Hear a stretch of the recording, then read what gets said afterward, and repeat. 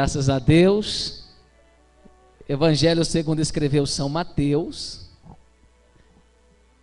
capítulo de número 16 e versículo de número 18 somente. Enquanto você encontra, eu agradeço a Deus. 13 anos de ministério, eu fui a primeira ovelha dessa casa.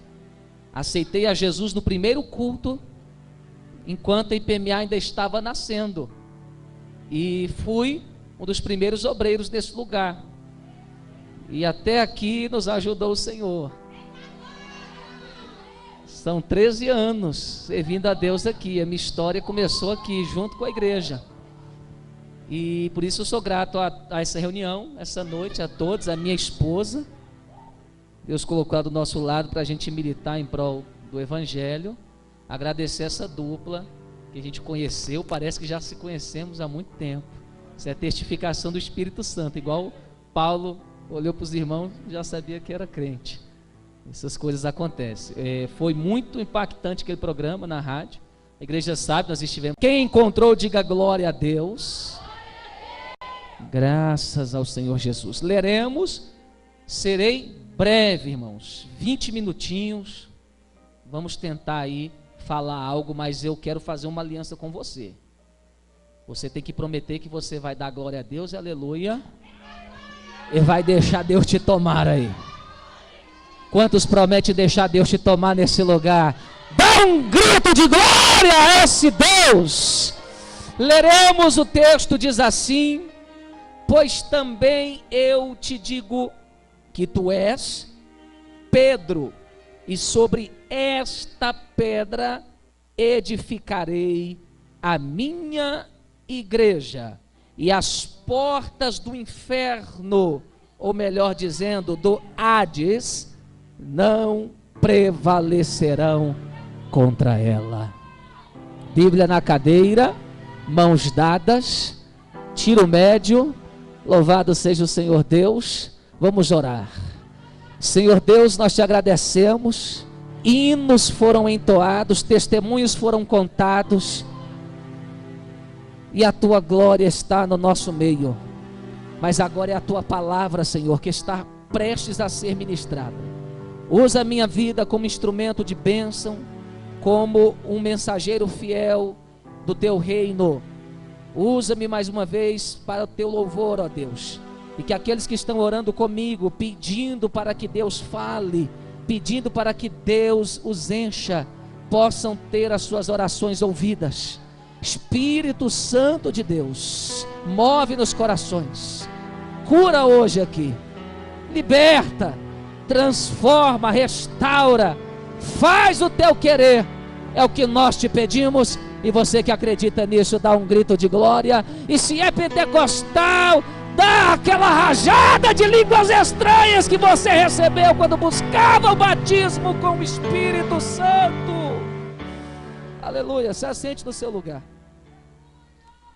É óbvio que o versículo lido faz parte do texto e do contexto aonde Jesus, próximo às partes de Cesareia de Filipe, nas regiões em que ele andava pregando o evangelho, curando enfermos, anunciando o reino de Deus e o arrependimento. E nesse episódio acontece algo inusitado e interessante.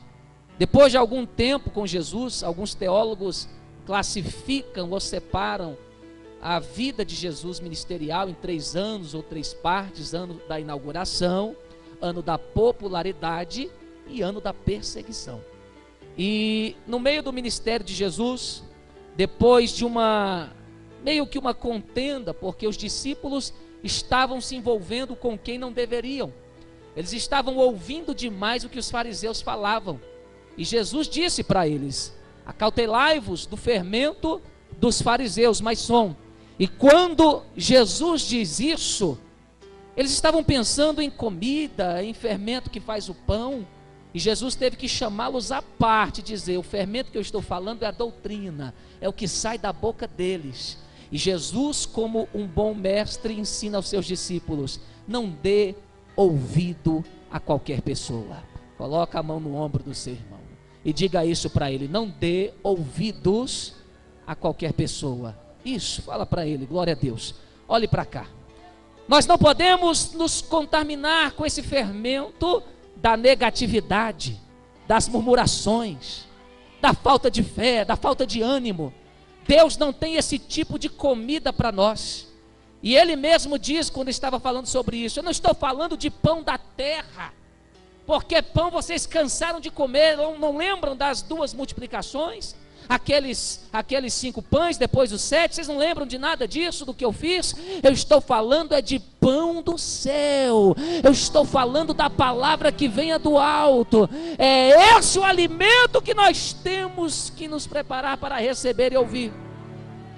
E a multidão recebeu pão. Diga: a multidão recebeu pão. Quem quer bênção, levanta a mão. Mas os discípulos, um dia à parte, comeram com Jesus peixe. Pão todo mundo come, porque é fácil de digerir. Meu Deus. Mas peixe tem que ter paciência e tirar os espinhos. Para a multidão, qualquer palavra serve. Mas para os discípulos, Deus vem com comida que você tem que comer com cuidado para não engasgar, porque o alimento é forte para sustentar aquele que vai militar na obra do Senhor. E depois desse episódio acontece o que nós lemos resumidamente aqui. Deu em Jesus a ideia de perguntar para os seus discípulos: quem os homens dizem que eu sou? E eles disseram: uns dizem que você é João Batista, outros dizem que o Senhor é Elias, outros dizem que o Senhor é Jeremias, ou um dos profetas. E de repente o Pai dos céus sopra no coração de Pedro, e Pedro abre a sua boca e diz: tu és o Cristo, o Filho do Deus vivo. E Jesus diz: olha, Simão Barjonas, não foi carne e sangue que te revelou, mas foi o Pai que está nos céus. Por que o Pai? Porque Jesus era um mistério escondido. Ninguém sabia quem era Jesus. Ele aparecia como rocha, como anjo do Senhor, como Shekinah. Uma vez apareceu como capitão dos exércitos do Senhor para Josué. Mas ninguém sabia quem era ele. De repente Pedro fala: tu és o Filho de Deus. E Jesus disse: foi o Pai que te falou, porque esse acordo só eu e ele sabíamos. Só eu e ele sabíamos que um dia eu viria como filho. E depois disso, Jesus gostou do que Pedro falou e disse algo para ele: eis que tu és Pedro, e sobre esta pedra edificarei a minha igreja. E ele diz bem claro: e as portas do Hades não prevalecerão contra ela. Aqui vai de umas revelações mais fortes que possamos entender da Bíblia Sagrada.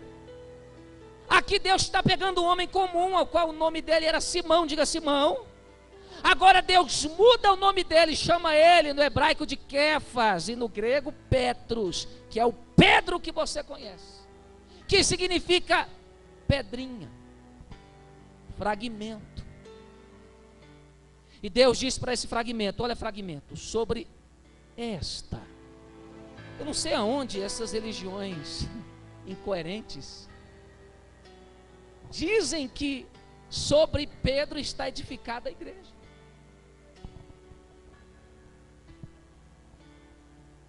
Olha, palavras diferentes: Petros e pedra. Petros, tu és o fragmento, mas sobre esta, quem é a pedra na Bíblia? senão a pedra angular, a pedra de esquina, a pedra base, que os principais construtores rejeitaram. Aquela sobre a qual o homem tropeçar será reduzida ao pó, e se ela cair sobre ele, será reduzida a nada. Jesus. A igreja não é do pastor, a igreja não é de Pedro, a igreja é de Jesus. E eu provo isso porque na primeira ou das primeiras perseguições que a igreja primitiva neotestamentária passou, um homem chamado Saulo de Tarso começou a perseguir os cristãos, arrastava as mulheres pelo cabelo, vinham com cartas dos principais das sinagogas para prender e humilhar todos aqueles que aceitaram o novo caminho, a fé. E não houve nenhum que pudesse deter esse homem. Não houve Pedro, não houve Tiago, não houve João, os filhos do trovão. Aqueles que queriam descer fogo em Samaria ficaram com medo dele, se trancaram em suas casas. E ninguém defendeu a igreja. Então Pedro não é a base da igreja. Mas a história diz que ele indo para Damasco, para perseguir e prender o povo de Deus, como eu e você, de repente ele viu uma grande luz, que ofuscou os seus olhos, e caindo por terra ele disse: Senhor! E o Senhor diz: Saulo, Saulo, por que me persegues? Aquele homem fica cego. Ele sabia que Deus tinha derrubado ele e humilhado ele. Mas quando ele estava em jejum cego, quando Ananias vai para restaurar a visão dele e ungir ele como um profeta, aí ele entende que o Deus dele era o Jesus que ele perseguia. E quando homem nenhum conseguiu parar ele, a pedra fundamental, aquele que garante o seu povo, se levantou para defender a história da igreja.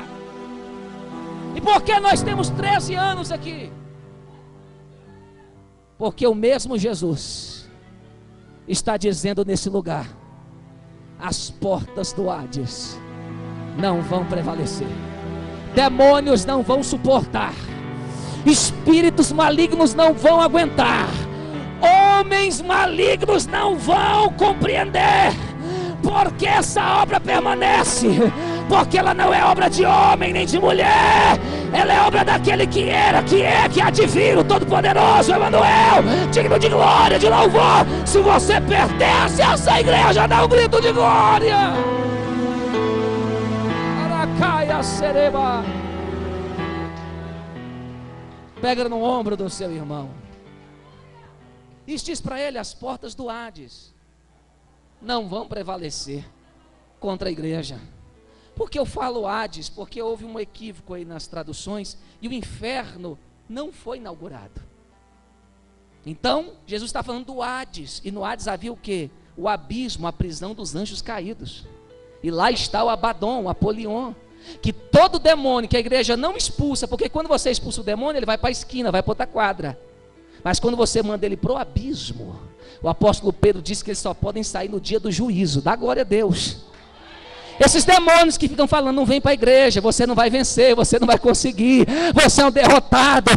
Hoje mesmo, por causa da pedra angular, você pode levantar a sua mão e dizer: Satanás, vá para o abismo e não me atormente mais. Quem recebe a autoridade de Deus, adora, adora, adora.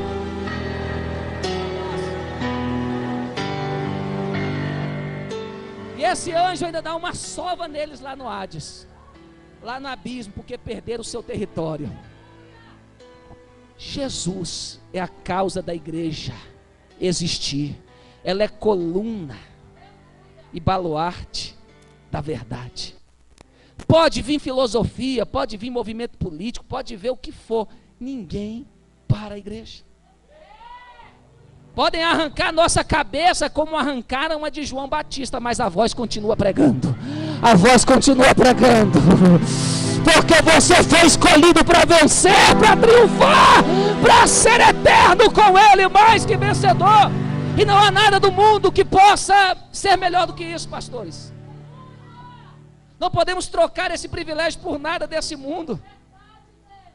Ele diz: tu és fragmento, E eu vejo um monte de Pedro hoje aqui, um monte de Petros, tijolinhos, tijolinho que prega, tijolinho que canta, tijolinho que entrega panfleto, tijolinho que intercede, tijolinho que limpa a igreja, tijolinho que oferta.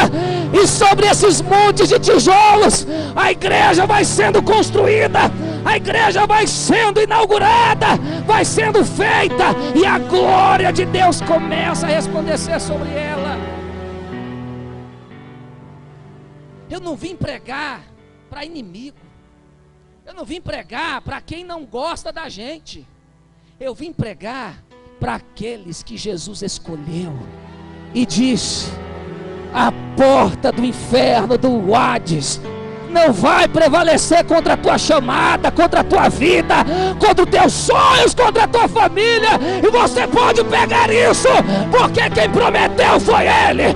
Quem prometeu cumpre com a sua palavra.